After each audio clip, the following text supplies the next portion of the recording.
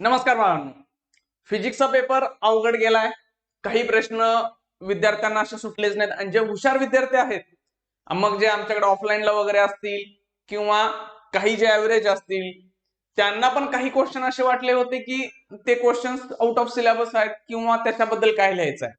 तर आता सूत्रांच्याकडून माहिती आलेली आहे. सूत्र कोण आहेत हे नेहमीप्रमाणे विचारायचं नाही. मग ते इंजिनिअरिंग फार्मसीचं ऍडमिशन होईपर्यंत तुम्हाला ज्या बातम्या किंवा जे गोष्टी सांगतो त्या एक्झॅक्ट करेक्ट माणसांच्याकडून आलेल्या असतात. फक्त त्यांची नावं किंवा कुठं आलं कुणी सांगितलं हे सांगू शकत नाही. ओके, पण जे सांगतोय ते क्लिअर असत. फर्स्ट, काही प्रश्न चुकीचे होते का? ऑब्विसली चुकीचे होते. विद्यार्थ्यांना वाटतं, मला पण वाटतं, पण बोर्ड किंवा शिक्षक म्हणणार नाहीयेत. आता म्हणणार तू बी शिक्षकच आहेस की तू का म्हणत नाहीस? मला तसं वाटतंय पण बऱ्यापैकी नाही म्हणत. मग तिथं काय केलेलं असतं, तुम्हाला मार्क्स लूज सोडलेले आहेत, त्याच्याबद्दल काय लिहिले ना, मार्क देऊन टाका, असा कन्सेप्ट आहे. तर इथं बरेच क्वेश्चन तसे वाटले आणि काही क्वेश्चन असं विद्यार्थ्यांना 2-3 वाटलेत की ते चुकीचे आहेत, पण नाही ते करेक्ट होते. तर आता तुम्हाला इझी मार्क्स कुठे मिळणार आहेत हे सांगतोय की काय असेल. तर हा अगोदर बघून घ्या की जो ऑब्जेक्टिव्ह चेक करण्याची मेथड आहे तर ती बदलले. तो व्हिडिओ मी काल टाकलाय, तुम्ही अपलोड केलेला आहे, तो पाहून घे की बाबा कसं असतं. मग तिथं पण काही विद्यार्थ्यांचे 1-2 मार्क्स वाढतील. काही विद्यार्थ्यांनी चुकीचं वगैरे झाले ना, तसं काय नाहीये, त्यांनी मार्क्स पकडले नाहीत कॅल्क्युलेशन मध्ये, पण हा व्हिडिओ बघा की त्यामध्ये असेल तुमचे 1-2 मार्क्स तरी वाढतील जर बरोबर त्या गोष्टी केल्या असतील तर. तर आता क्वेश्चन्सला येऊया आपण. Answer the following. Second question आहे. पहिल्या फर्स्ट क्वेश्चनच्या ऑब्जेक्टिव्ह मध्ये काही चुकीचं नव्हतं, सगळं क्लिअर होतं. तर इथं which property of bar magnet is used in navigation. ठीक आहे, हा एक्झॅक्ट ह्याच्याबद्दल काय लिहायचं किंवा क्वेश्चन माहित नव्हता. तर इथं काय होतं, मॅग्नेटिक जी प्रॉपर्टी होती की फ्रीली सस्पेंडेड मॅग्नेट ठेवला. आता तिथं काही काही जणांनी म्हटलंय की मॅग्नेट ठेवला, निडल मॅग्नेट, बार मॅग्नेट, हे जे काय लिहिले ते लिहू दे, फक्त तिथं एक शब्द पाहिजे, नॉर्थ अँड साऊथ डिरेक्शन.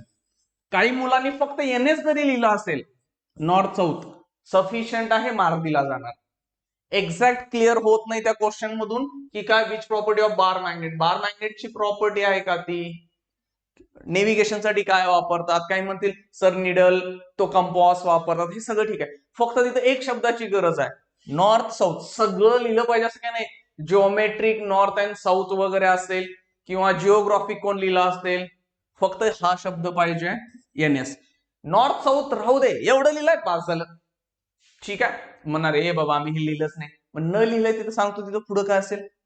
पुढच्या क्वेश्चनला नाही काय, what is beta plus decay. Beta plus decay जो काय आहे ना, ह्याच्याबद्दल पण मुलांना कन्फ्युजन होतं. तिथे डेफिनेशन लिहायची होती का?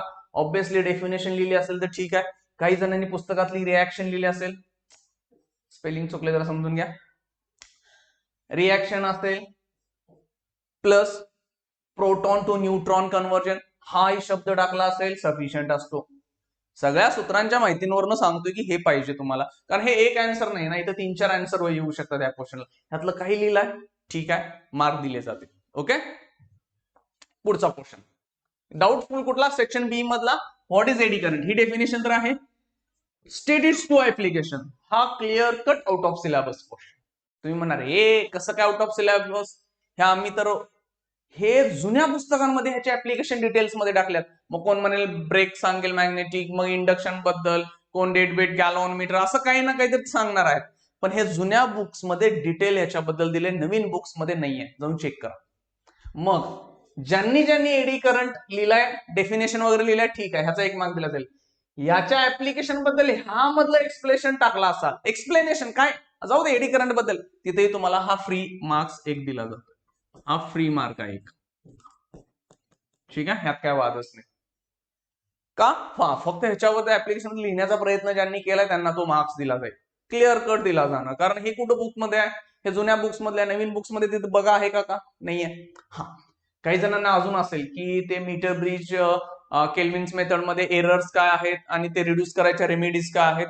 एरर तुम्ही जे काय क्रॉस सेक्शनल एरिया, कॉन्टॅक्ट वगैरे लिहिला असेल तर ठीक आहे, त्याच्याबद्दल तेच रिड्यूस करायची टेक्निक नाही, कुठल्या पण टेक्निक लिहिला असेल तर चालतं, पण तो सिलेबस मधला क्वेश्चन आहे त्यामुळे मी इथं घेतला नाही. ओके, हार्मोनिक्स आणि ओटोन ह्याच्याबद्दल क्लिअर डिस्टिंग्विश बुक मध्ये क्लिअर नाही आहे. 2 पॉईंट लिहायला सांगितलेत, मान्य. एखाद्या पॉईंटवर तुम्ही डेफिनेशन लिहाल, एखादा पॉईंट फिक्स डेफिनेशन लिहाल, आणि मग तुमच्या पद्धतीने तुम्हाला हे जे काय समजलंय त्याचा 1 मार्क तुम्हाला फ्रीच मिळणार आहे. फ्री मार्क असेल. पण त्याच्याबद्दल ज्यांनी म्हणून मी तो लिहिण्याचा प्रयत्न केलाय, म्हणून मी तुम्हाला सांगितलं होतं की पेपरला प्रत्येक क्वेश्चनवर लिहिण्याचा प्रयत्न करायचे मार्क्स मिळतात. ओके, हा असाच आहे, हा पण असाच आहे.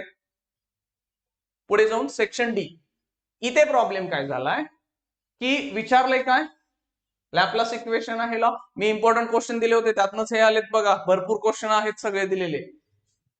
बबल बद्दल विचारलाय आणि मग विद्यार्थ्यांचं कन्फ्युजन काय झालंय की बुकमध्ये काय दिलाय, बुकमध्ये काय दिलाय म्हणणार, पहिला ड्रॉप दिला आणि ड्रॉप नंतर शेवटच्या जे 2-3 लाईन मध्ये सरफेस एरिया डबल केला आणि त्याचं लिहिलं, म्हणजे इथं काय 4t/r लिहायचं होतं.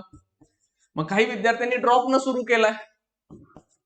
ठीक आहे, ड्रॉप न सुरू करून बबलवर आले, ड्रॉपचा 2t/r आणि देन बबल. तर बबल तुम्ही ड्रॉप वरनं काढला असाल तरी तुम्हाला 4 पैकी 4 मार्क आहेत. काही विद्यार्थ्यांनी काय केलं, ज्यांनी खूप डिटेल अभ्यास केला होता, व्यवस्थित क्लिअर माहिती होती, त्यांनी सुरुवातीलाच बबल चालू केला. म्हणजे सुरुवातीलाच डबल क्रॉस सेक्शनल एरिया घेतला, म्हणजे एरिया घेतला, surface area, sorry cross sectional म्हणलो, सरफेस एरिया डबल घेतला, त्या डबल घेतला, त्यांना पण 4 पैकी 4 दिले जाते.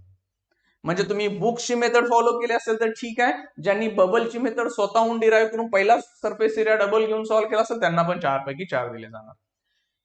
तुमचे पॉइंट वाईज मार्किंग स्कीम असते, जुना व्हिडिओ टाकलाय बघा, तसंच आहे, थेअरी नाही आहे. एक्सप्लेनेशन म्हणले म्हणजे तुमच्या भाषेत लिहावं लागतंय. काही विद्यार्थ्यांना असं वाटतं की सेल्फ इंडक्टन्स आणि म्युच्युअल इंडक्टन्स हा सिलेबसच्या बाहेरचा पॉइंट आहे. मी बरेच क्वेश्चन विद्यार्थ्यांनी सांगितले पण सगळे होते, पण हा एक मेजर बऱ्याच विद्यार्थ्यांनी विचारला की हा याबद्दल काही इश्यू नाही आहे, पण याच्या डेफिनेशन आहेत ना त्या पॉइंटच्या शेवटी आहेत. सेल्फ इंडक्टन्स म्हणजे काय, म्युच्युअल इंडक्टन्स म्हणजे डेफिनेशन बुक्स मध्ये आहेत, डिटेलमध्ये आहेत, शेवटच्या पॅराला शेवटी आहे. बाकी सगळ्या पॉइंट्स मध्ये मॅक्सिमम काय दिलं जातं, डेफिनेशन सुरुवातीला दिलं जातात. विद्यार्थ्यांना असं वाटलं की ह्याच्या डेफिनेशनच नाही, फॉर्म्युला फक्त टाकायचा होता, आणि डेफिनेशन आहेत त्यामुळे करेक्ट नाही. मॅक्सिमम जे काय आहेत ना इथं, ह्याबद्दल तर क्लिअर आहे, बबलनं सुरू केला असेल चालेल, ड्रॉपनं चालतंय. पुढे हा, ह्याचा एक फ्री मार्क, ह्याचा एक फ्री मार्क, ज्यांनी लिहिण्याचा प्रयत्न केलाय तो. हे डायरेक्ट बुक मध्ये डायरेक्ट आहे असं आहे का नाही, इथं 2-1 पॉईंट सापडतात, पण तुम्हाला तुमच्या पद्धतीने लिहिला असाल तर तिथे 1 मार्क मिळणारच आहे. सूत्र आहेत आपल्याकडे, सूत्र खतरनाक आहेत आपल्याकडे. ह्यामधलं काही चालतंय, रिॲक्शन चालेल, डायरेक्ट इक्वेशन मध्ये फॉर्मॅट मध्ये लिहिला चालेल, डेफिनेशन लिहिला चालेल, किंवा हा शब्द लिहिला तरी चालेल, प्रोटॉन टू न्यूट्रॉन. ओके, आणि देन ही NS फक्त हे पाहिजे. क्लिअर आहे, हे होते, हे यातले 2-3 मार्क असेच मिळणार. ऑब्जेक्टिव्ह झाले. हा, आणि बऱ्यापैकी डेरिव्हेशन्स मध्ये काय असतं, शेवटचा आन्सर पाहिलं जाईल काय आणला, आणि तुमच्या पद्धतीने तुम्ही डेरिव्हेशन डिराईव्ह केलं तरी मार्क्स दिले जातात. जी मुलं 65 अबाव जातात, म्हणजे किती, 70 मार्क्सचा पेपर आहे, 65 अबाव जातात त्यांचा पेपर मात्र स्ट्रिक्ट चेक केला जाईल, तिथं हात लूज सोडला जात नाही. हा, हे आता तुम्ही शिक्षकांनी पण सांगितलं असेल बऱ्याच वेळा काय असतील. हा, जी मुलं फेलच्या जवळपास आहेत किंवा काहीतरी 50% जवळपास आहेत त्यांचे मार्क्स एका दुसरा होऊ शकतोय की त्यांनी काय एक्सप्लेनेशन केलंय, पण जे क्वेश्चन्स क्लिअर कट नव्हते त्याच्याबद्दल इथं बोललेलो आहे. मोबाईल ऍप आहे, त्याच्यावरती सगळी टेस्ट सिरीज आहे, PYQ आहे, फ्री आहे, लिंक डिस्क्रिप्शन बॉक्स मध्ये. काउन्सिलिंग पर्यंत तुम्हाला सगळा बऱ्यापैकी फ्री डेटा देईन. PYQ चे हा मॉक टेस्ट आहेत, त्याचं चाललंय काम, बघू 4-5 लोक लागल्यात. आता माझी किडनी विकायची वेळ आली की इतका खर्च चाललाय, जेवढं जमतंय तेवढं ऑलरेडी मागचे 3-4 वर्ष सगळं काउन्सिलिंग पर्यंत फ्री दिलंय, ह्यावेळी पण सगळा डेटा देतोय. ठीक आहे, बघू काय होतंय. चला, थँक्यू.